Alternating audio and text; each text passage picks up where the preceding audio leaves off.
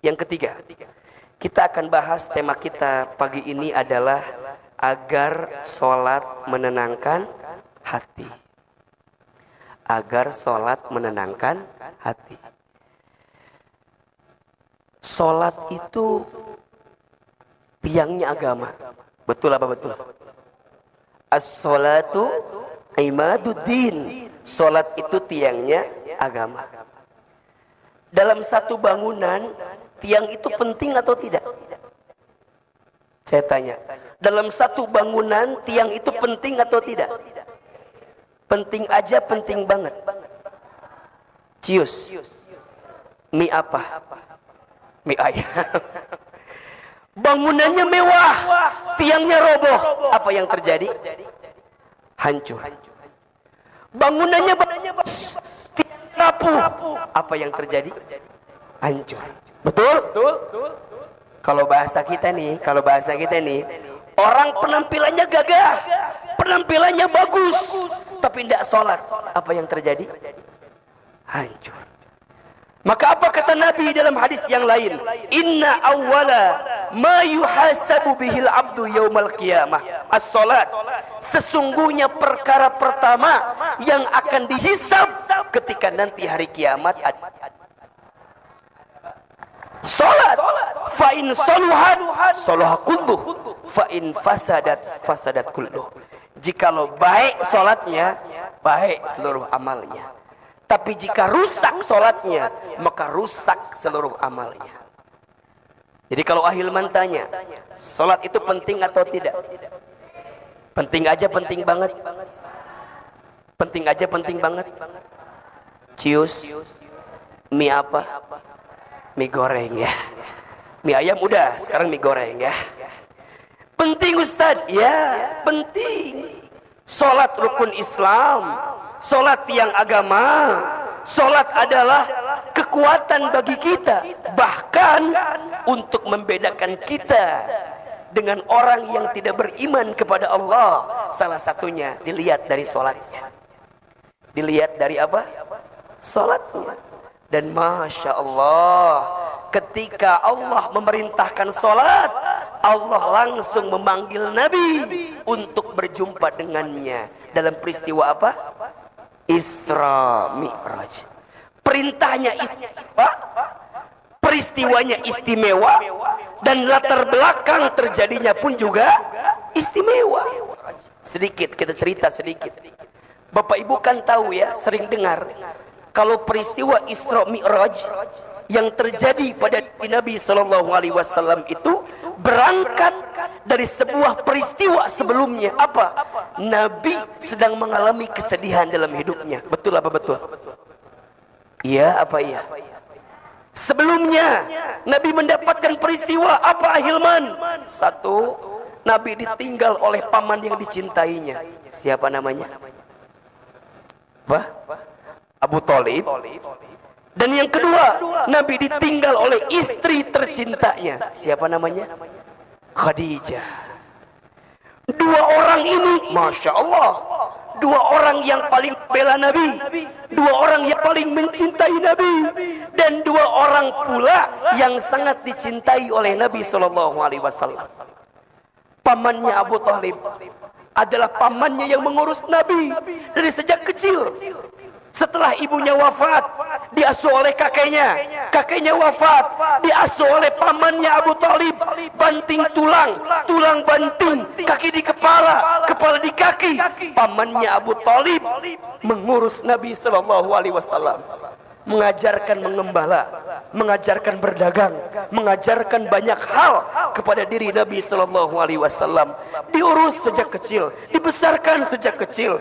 Maka wajar ketika pamannya wafat, Nabi sedih apa tidak? Sedih apa tidak? Sedih. Orang yang mengurus sejak kecil Ustaz dia.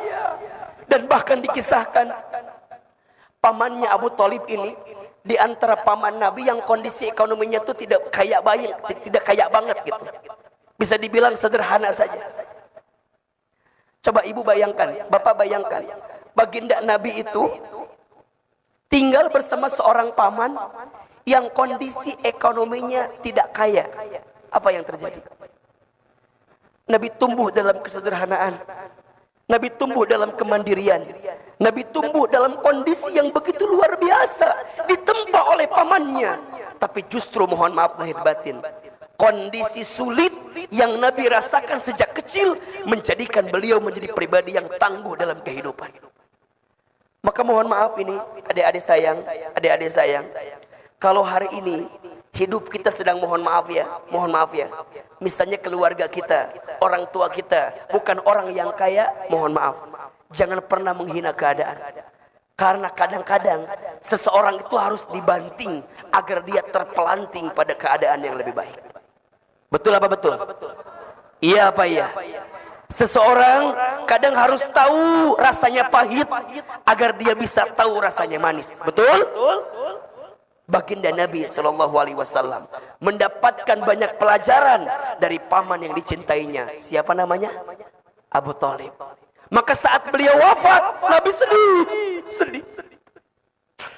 Yang paling ngebela beliau, orang kafir Quraisy tidak berani kepada baginda Nabi karena masih ada pamannya Abu Thalib ketika itu. Abu Thalib yang pasang badan, kalau bahasa kita kira-kira begitulah.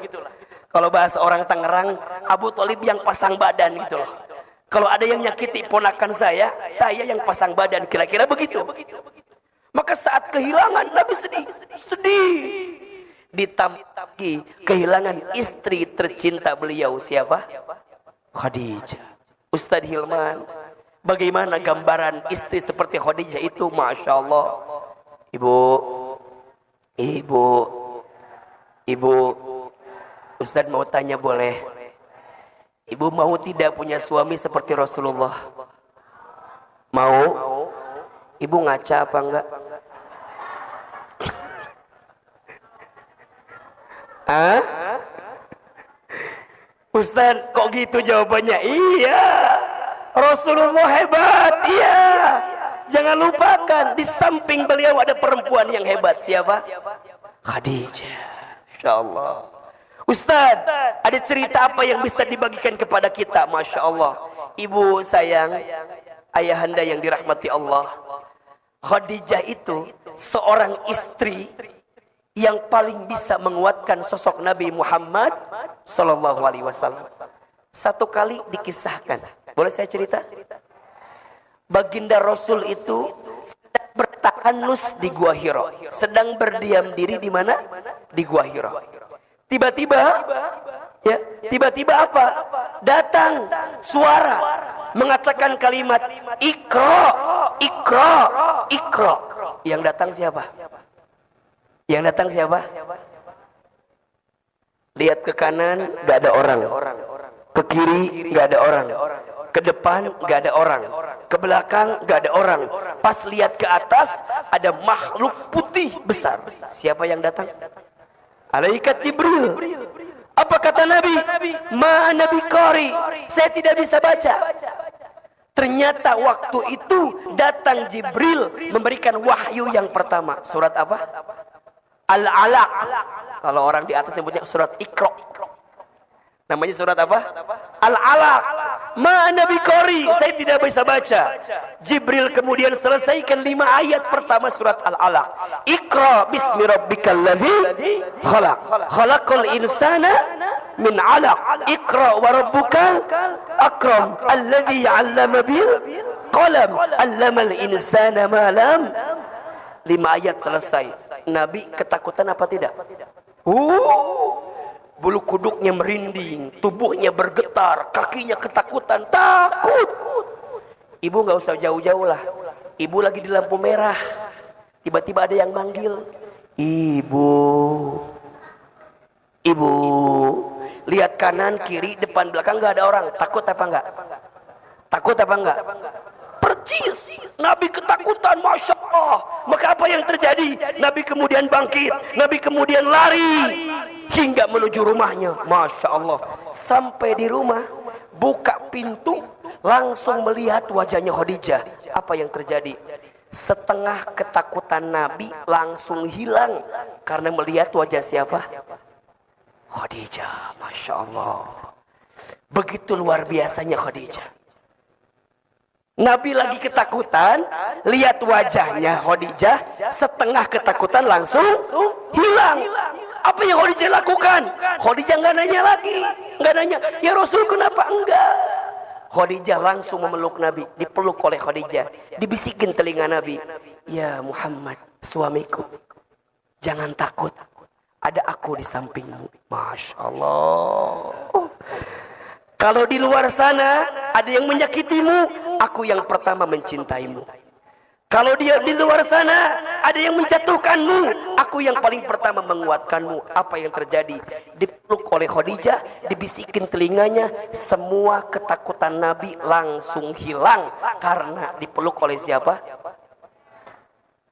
Sekarang Ustaz mau tanya yang di atas, ibu-ibu punten.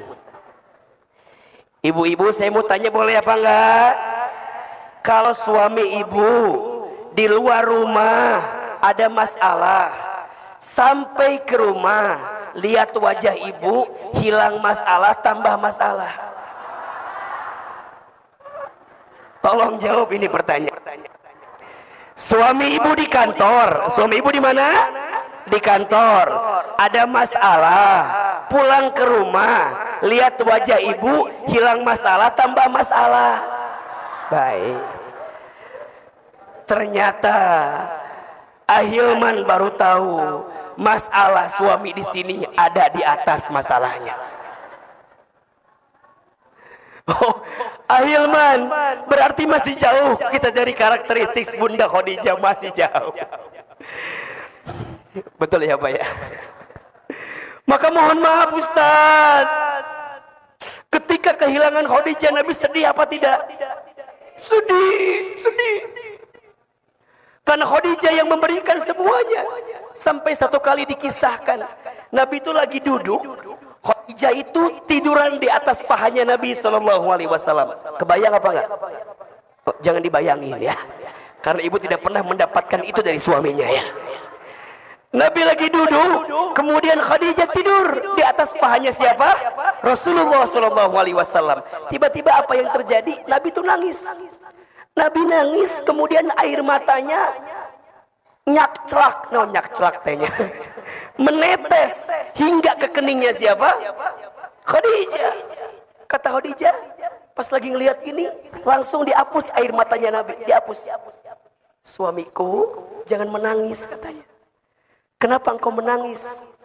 Kemudian baginda menjawab, sungguh aku sangat mencintaimu wahai istriku. Ibu pernah nggak digituin sama suaminya? Saya tahu nggak pernah ya, nggak apa-apa. Ustaz, yang ada, mohon maaf ya, ini mah bukan suami yang di sini, yang di sono ya. Yang ada paling gini kalimatnya, ibu teh kapan meninggal? Bukan yang di sini, ya bukan yang di sini, tapi yang di mana?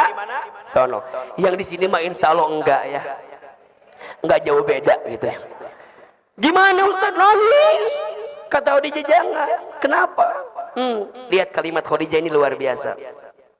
Ya Rasulullah, kalau seandainya nanti aku wafat dan engkau akan berdakwah keluar sana, sedangkan engkau tidak punya lagi biaya untuk berdakwah, maka kata Khadijah, tolong gali kuburanku dan jadikan tulang belulangku untuk mendukung dakwahmu ya Rasulullah.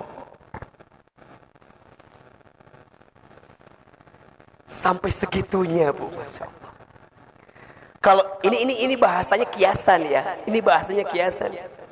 Kalau engkau mau berdakwah dan engkau tidak punya lagi biaya, engkau tidak punya lagi materi, engkau tidak lagi punya bekal untuk berdakwah, tolong gali kuburanku dan jadikan tulang belulangku untuk bisa mendukung dakwahmu ya Rasulullah. Ibu udah begitu belum sama suami Bu? Cius. Kadang-kadang kalau kita memohon maaf, uangmu, uangku, uangku, asal jararahu ahil. Jadi gimana Ustaz? Ini saya lagi cerita. Ketika Nabi sebelum peristiwa Isra Mi'raj, Nabi sedih karena kehilangan dua orang yang dicintainya. Kehilangan Abu Thalib pamannya, kehilangan istrinya siapa? Khadijah. Maka Nabi sedih. Disebutlah tahun itu dengan tahun apa? Amul Huzni, tahun kesedihan. Tahun kesedihan. Maka dengan izin Allah, singkat cerita, Allah berikan kekuatan kepada Nabi dengan peristiwa namanya apa? Isra Mi'raj. Apa itu Isra Mi'raj, Ahilman? Isra, diperjalankannya baginda Nabi dari Masjidil Haram kemana? Masjidil Aqsa. Kemudian Mi'raj. Apa itu Mi'raj? Diangkatnya baginda Nabi dari Aqsa menuju Sidratul Muntaha. Peristiwa Isra disebutkan di surat Al-Isra ayat 1. Peristiwa Mi'rajnya disebutkan di surat An-Najm ayat 1 sampai 18. Jadi kalau kita bicara Isra Mi'raj, itu dua maknanya. Isra diperjalankan dari mana? Dari Haram ke Aqsa. Mi'raj diangkat dari Aqsa menuju mana? Sidratul Muntaha. Sepulang dari sana, Nabi mendapatkan oleh-oleh sebagai penguat bagi beliau. Apa perintahnya? Salat. Kalau kita tarik garisnya, berarti kalau kita punya persoalan, kalau kita sedang punya masalah, kalau kita lagi gelisah, kalau kita lagi sedih, maka tidak ada yang bisa menguatkan kita, tidak ada yang bisa menolong kita kecuali Allah. Dan lakukanlah perintah apa? Jelas atau tidak? Jelas atau tidak? Jadi kalau kita tarik, yang namanya sholat itu bisa nolong kita atau tidak? Bisa. Bisa menenangkan hati kita atau tidak? Bisa. Sekarang pertanyaannya, sudahkah sholat kita menenangkan hati kita atau tidak? Jangan-jangan kita sholat baru pada level sekedar menggugurkan kewajiban saja. Betul apa betul? Jangan-jangan kita sholat, Ahilman, iya, tapi cuma sholat doang. Kita tidak punya makna di balik sholat yang kita hadirkan. Maka pertanyaannya, gimana caranya agar sholat itu bisa menenangkan hati kita? Gimana caranya nih agar sholat itu bisa menjadi jalan keluar bagi kita? Ya. Coba Ahilman mau tanya, ada yang lagi susah hidupnya sekarang? Ada. Yang mana orangnya? Mana? Ada yang lagi sempit? Ada. Yang lagi punya masalah? Ada. Gampang. Kalau Ahilman lihat ya, kalau yang lagi punya banyak masalah mah gampang. Yang duduknya paling belakang nyender ke tembok. Itu biasanya. Itu yang paling simpel jawabannya. Ya. Yang di mana duduknya? Paling belakang, nyender.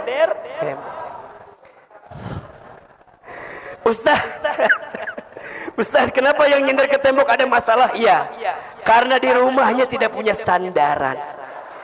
Jadi pas ke masjid yang dicari apa? Tembok sebagai sandaran. Ahilman, ya. Tuh kan jadi kesindir. Ayahanda Wahidin langsung berubah duduknya kan. Beliau dari yang gini jadi begini.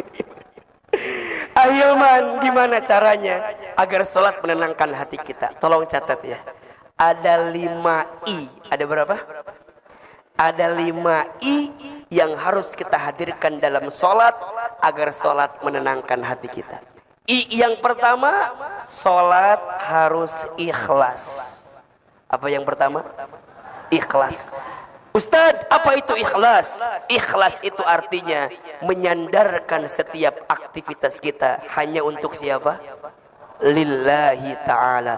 Inna sholati wa nusuki wa mahyaya wa mamati lillahi rabbil alamin. Sesungguhnya sholatku, ibadahku, hidupku, matiku hanya untuk Allah. Ibu, bapak, jangan jadikan sholat semata-mata hanya untuk karena kita punya keinginan. Jangan. Karena sholat itu apa? Perintah dari siapa? Allah. Berarti apa? Kalau kita sholat, berarti kita menunjukkan ketaatan kepada siapa? Allah. Kan banyak ya, di kita nih banyak nih. Kalau mau punya sesuatu katanya sholat. Itu benar, nggak masalah. Tetapi ingat, niatnya harus karena siapa? Harus karena Allah. Kalau niatnya bukan karena Allah, maka yang terjadi apa? Ketika sesuatu itu nggak tercapai, kita nyalain apa? Nyalain sholat. Ustadz, katanya duha itu ngelancarin rezeki, Ustadz. Iya. Tapi kok rezeki saya ini seret mulu, Ustadz. Apakah duhanya yang salah? Bukan duhanya yang salah. Betul apa betul? Banyak orang yang lupa. Bisa sholat duha saja, itu rezeki atau bukan? Tolong jawab. Bisa sholat duha itu rezeki atau bukan? Rezeki. Jadi mikirnya bukan semata-mata duha biar dapat rezeki. Jangan begitu. Mikirnya bisa duha saja itu adalah rezeki. Dan saya catatkan baik-baik kepada Bapak Ibu sekalian ya. Jangan pernah khawatir dengan rezeki. Kenapa? Rezeki sudah tertakar, tak mungkin tertukar. Catat status hari Senin itu. Rezeki sudah tertakar, tak mungkin. Selama kita masih hidup, maka selama itu masih ada catatan rezeki untuk kita. Apa kata Nabi? Ya ayuhan nas, inna ahadakum lan yamuta hatta yastakmila rizquhu. Wahai manusia, sesungguhnya di antara kamu sekalian tidak akan diwafatkan oleh Allah sampai sempurna rizkinya. Berarti kalau sekarang kita masih hidup, masih ada rezeki apa enggak?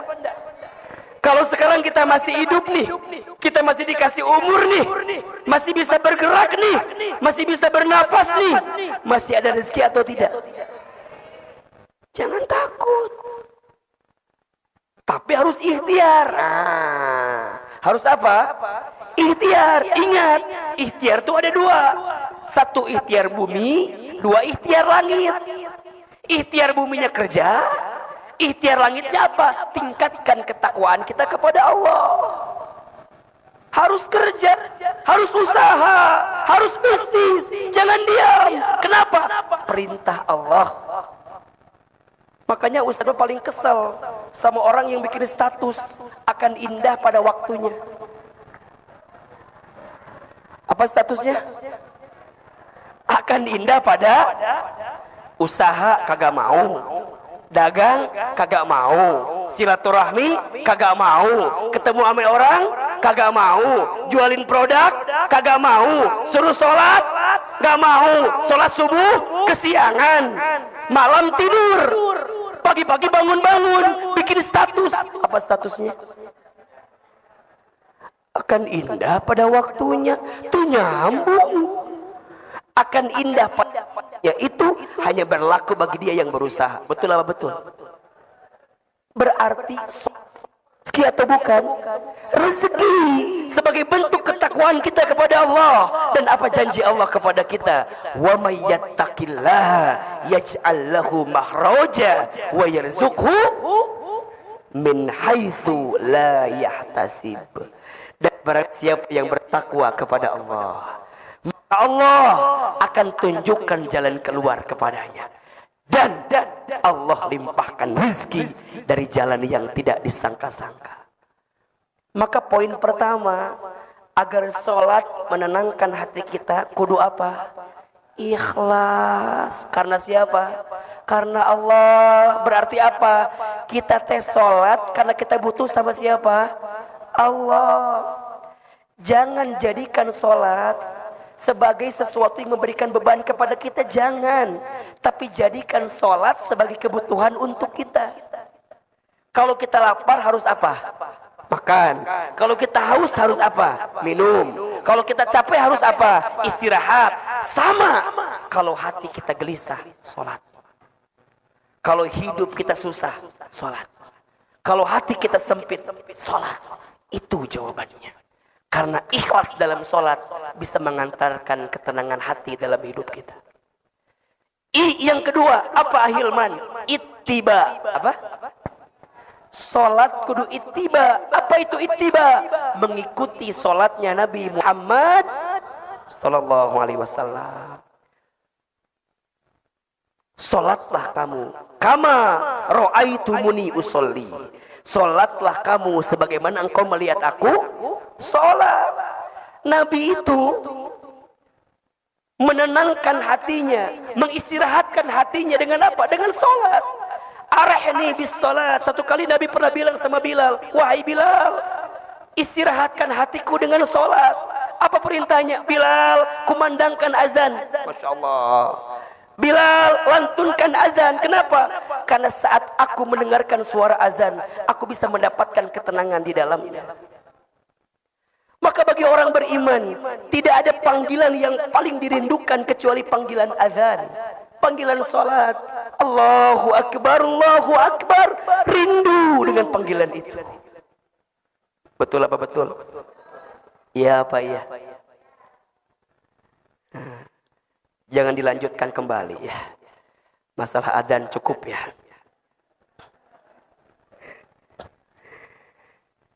Jadi dia sangat senang dengan panggilan azan. Kenapa? Karena saat terdengar azan berarti panggilan untuk apa? Sholat. Maka apa kuncinya nanti? As-sholatu fi awali waktiha. Sholat di awal waktu. Itu kebiasaan Nabi SAW. Kenapa?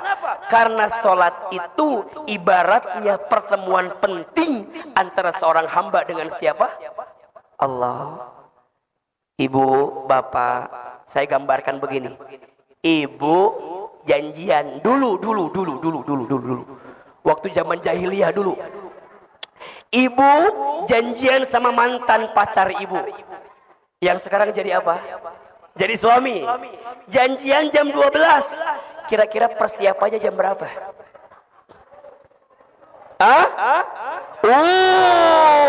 Satu hari sebelumnya. Betul apa enggak? Alis dilempeng-lempengin, pipi tirus-tirusin, bibir dimerah-merahin. Betul apa betul? Oh, kuku dipotong-potongin,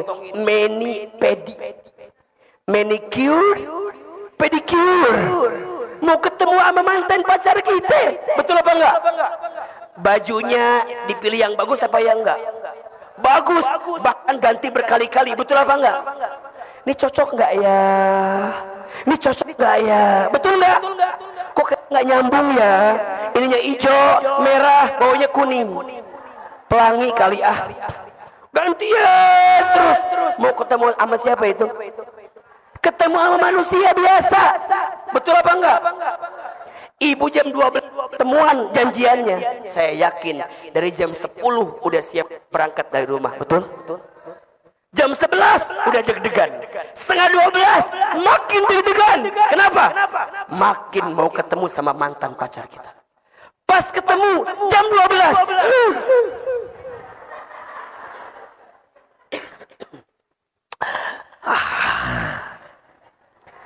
Mau makan apa? Apa jawabannya? Terserah. Ya apa enggak? Mau makan apa? Apa jawabannya? Terserah. Pas dikasih makan, makannya sepiring. Yang dimakan berapa banyak? 2 suap. Kok makannya dikit? Iya, lagi diet. Jaga image betul. Iya apa ya? Jaga image, ya kan? Pertanyaannya, kalau udah ketemu, pengen cepet-cepet atau buru-buru? Pengen cepet-cepet atau lama-lama? Buru-buru. Pengen buru-buru. Pengennya lama-lama. Janjiannya sejam. Pas udah ketemu, yo setannya lain kan? Aku pulang ya. Jangan. Aku masih angel.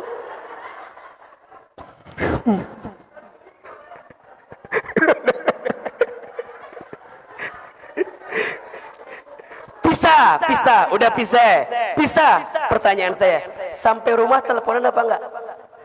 Baru ketemu tadi siang. Sampai rumah ngabarin.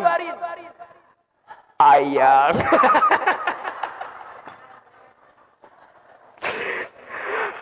AA udah sampai. Neng udah sampai. Nanya lagi. Jangan lupa makan ya. Si awatnya lagi sensi. Kan tadi baru makan. Kamu pengen aku gemuk ya? Ingetin makan mulu.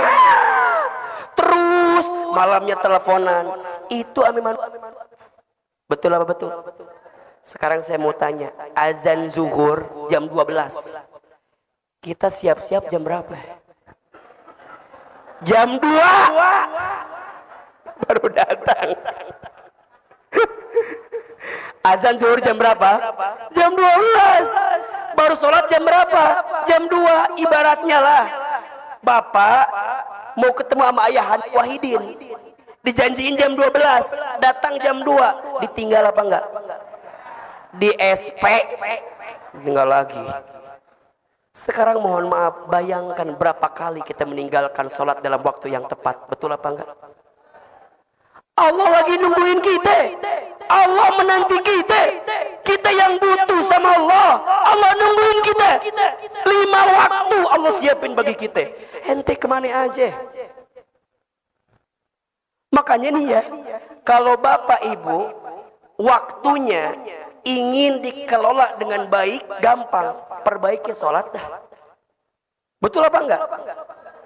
Kan hidup kita ini sebenarnya menunggu dari waktu sholat ke waktu sholat. Betul apa enggak? Hari ini tadi pagi nih, sholat subuh nih. Sholat subuh.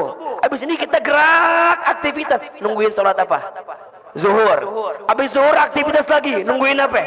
Asar. Habis asar aktivitas lagi. Nungguin apa? Maghrib. Kemudian duduk sebentar. Nungguin apa? Isya. Kemudian tidur. Nungguin apa? Gitu-gitu aja. Makanya mohon maaf ya. Kalau saya dengan izin Allah kan saya jadi konsultan di beberapa perusahaan. Jadi indikator kalau mau rapat itu jangan bertanya kapan mulainya, tapi pertanyaannya kapan breaknya, agar pas jam 12 itu beres. Ketemu sholat apa? Zuhur.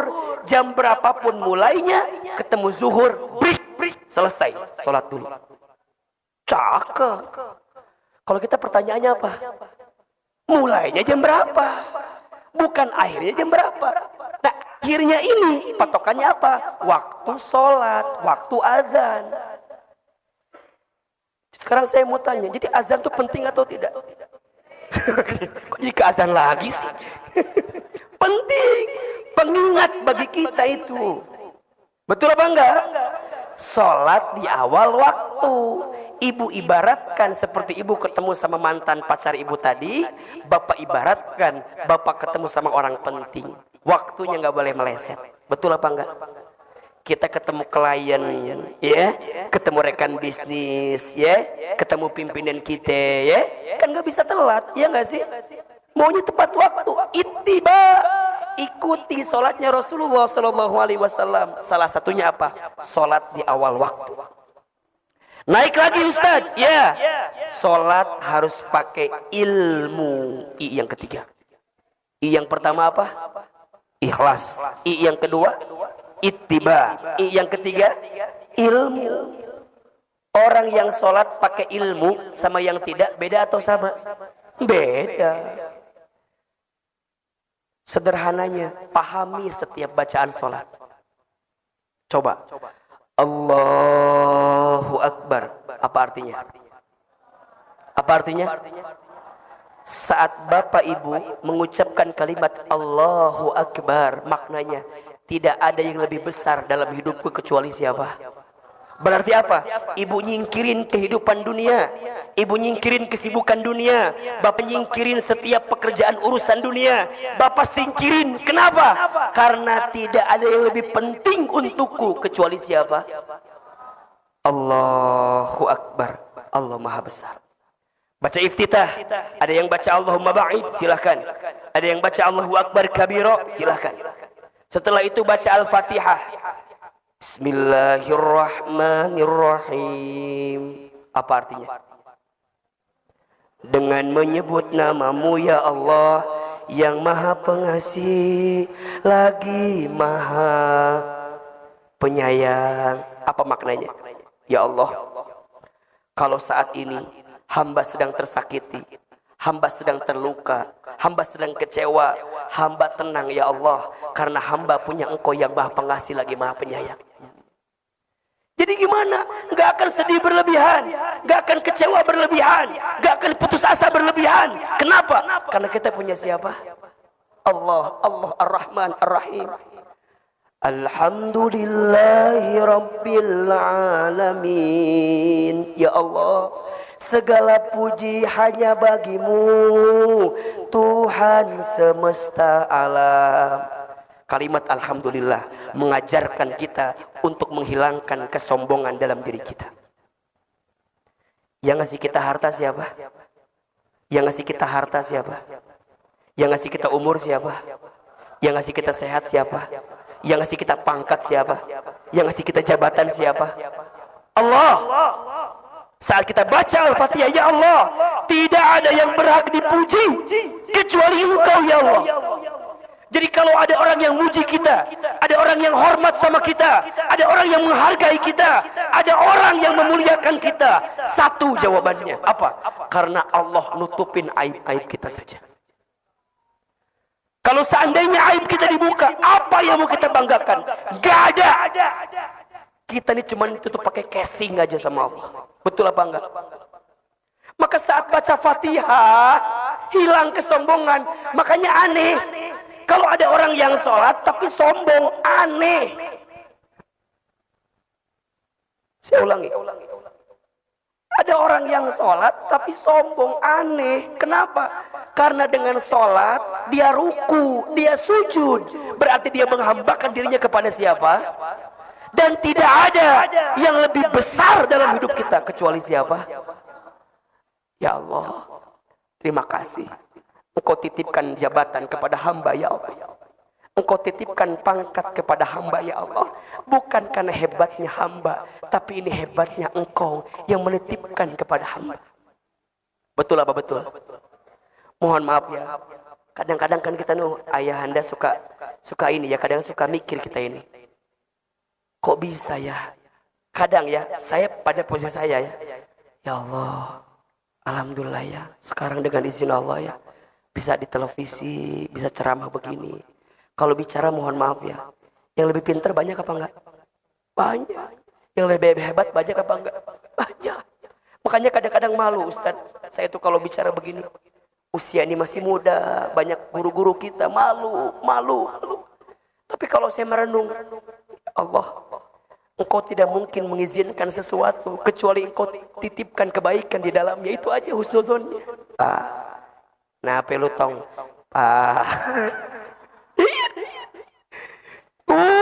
Kata-katanya disusun rapi. Itu mau minta sama ayahanda. Nah, ini sama Allah disiapin bacaan Fatihah. Iyyaka na'budu wa ya Allah, hanya kepadamu lah kami menyembah dan hanya kepadamu lah kami minta pertolongan. Kan kalau bahasa kita gini, Ayahanda Wahidin, karena aneh ini udah kerja berapa tahun sama bapak nih, ya kan kita bahasa gitu loh. Bapak udah ngasih aneh rumah, udah ngasih aneh kendaraan. Satu lagi Pak, apa? Aneh mau nikah lagi Pak. Mintanya kan kadang-kadang banyak. Kenapa minta sama orang itu? Karena kita percaya orang itu bisa ngasih permintaan kita. Betul apa enggak? Sama cara kita minta kepada Allah. Jadi pertanyaannya, sholat yang pakai ilmu sama yang tidak beda atau sama? Beda. Rasanya beda. Beda rasanya. Maka nanti ada yang keempat. Satu tadi apa? Ikhlas. Dua, ittiba. Tiga, ilmu. Ada yang keempat. Sholat harus ihsan. Harus apa? ihsan. Ahilman, apa itu ihsan? Ihsan itu artinya anta budallaha ka'annaka tarahu fa illam takun tarahu fa innahu yaraka. Engkau beribadah seakan-akan engkau melihat Allah, dan jika engkau tidak melihat Allah, Allah melihat kamu. Jadi gimana Ustaz? Ini saya lagi cerita. Ketika Nabi sebelum peristiwa Isra Mi'raj, Nabi sedih karena kehilangan dua orang yang dicintainya. Kehilangan Abu Thalib pamannya, kehilangan istrinya siapa? Khadijah. Maka Nabi sedih. Disebutlah tahun itu dengan tahun apa?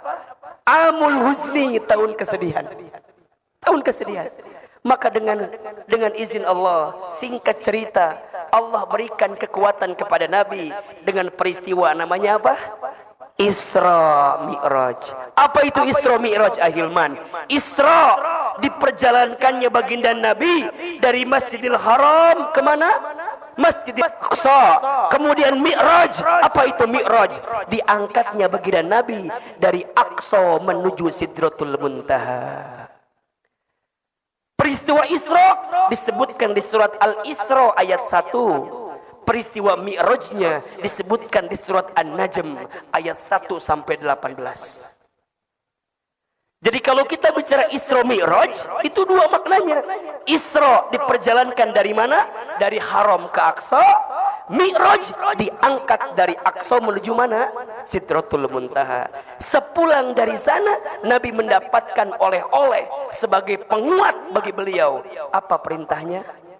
Salat. Kalau kita tarik garisnya, berarti kalau kita punya persoalan, kalau kita sedang punya masalah, kalau kita lagi gelisah, kalau kita lagi sedih, maka tidak ada yang bisa menguatkan kita, tidak ada yang bisa menolong kita kecuali Allah. Dan lakukanlah perintah apa? Jelas atau tidak? Jelas atau tidak? Jadi kalau kita tarik, yang namanya sholat itu bisa nolong kita atau tidak? Bisa. Bisa menenangkan hati kita atau tidak? Bisa. Sekarang pertanyaannya, sudahkah sholat kita menenangkan hati kita atau tidak? Jangan-jangan kita sholat baru pada level sekedar menggugurkan kewajiban saja. Betul apa betul? Jangan-jangan kita sholat, Ahilman, iya, tapi cuma sholat doang. Kita tidak punya makna di balik sholat yang kita hadirkan. Maka pertanyaannya, gimana caranya agar sholat itu bisa menenangkan hati kita? Gimana caranya nih agar sholat itu bisa menjadi jalan keluar bagi kita? Ya? Coba Ahilman mau tanya, ada yang lagi susah hidupnya sekarang? Ada yang mana orangnya? Mana? Ada yang lagi sempit? Ada. Yang lagi punya masalah? Ada. Gampang. Kalau Ahilman lihat ya, kalau yang lagi punya banyak masalah mah gampang. Yang duduknya paling belakang nyender ke tembok. Itu biasanya. Itu yang paling simpel jawabannya. Ya. Yang di mana duduknya? Paling belakang, nyender.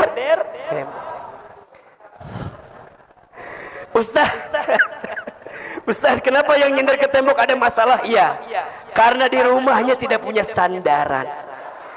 Jadi pas ke masjid yang dicari apa? Tembok sebagai sandaran. Ahilman, ya. Tuh kan jadi kesindir. Ayahanda Wahidin langsung berubah duduknya kan. Beliau dari yang gini jadi begini. Ahilman, gimana caranya agar sholat menenangkan hati kita? Tolong catat ya. Ada 5 I. Ada berapa? Ada 5 I yang harus kita hadirkan dalam sholat agar sholat menenangkan hati kita. I yang pertama, sholat harus ikhlas. Apa yang pertama? Ikhlas. Ustadz, apa itu ikhlas? Ikhlas itu artinya menyandarkan setiap aktivitas kita hanya untuk siapa? Lillahi ta'ala. Inna sholati wa nusuki wa mahyaya wa mamati lillahi rabbil alamin. Sesungguhnya salatku, ibadahku, hidupku, matiku hanya untuk Allah. Ibu, bapak, jangan jadikan sholat semata-mata hanya untuk karena kita punya keinginan. Jangan. Karena sholat itu apa? Perintah dari siapa? Allah. Berarti apa? Kalau kita sholat, berarti kita menunjukkan ketaatan kepada siapa? Allah. Kan banyak ya, di kita nih banyak nih. Kalau mau punya sesuatu katanya sholat. Itu benar, nggak masalah. Tetapi ingat, niatnya harus karena siapa? Harus karena Allah. Kalau niatnya bukan karena Allah, maka yang terjadi apa? Ketika sesuatu itu nggak tercapai, kita nyalain apa? Nyalain sholat. Ustadz, katanya duha itu ngelancarin rezeki, Ustadz. Iya. Tapi kok rezeki saya ini seret mulu, Ustadz. Apakah duhanya yang salah? Bukan duhanya yang salah. Betul apa betul? Banyak orang yang lupa. Bisa sholat duha saja, itu rezeki atau bukan? Tolong jawab. Bisa sholat duha itu rezeki atau bukan? Rezeki. Jadi mikirnya bukan semata-mata duha biar dapat rezeki. Jangan begitu. Mikirnya bisa duha saja itu adalah rezeki. Dan saya catatkan baik-baik kepada Bapak Ibu sekalian ya. Jangan pernah khawatir dengan rezeki. Kenapa? Rezeki sudah tertakar, tak mungkin tertukar.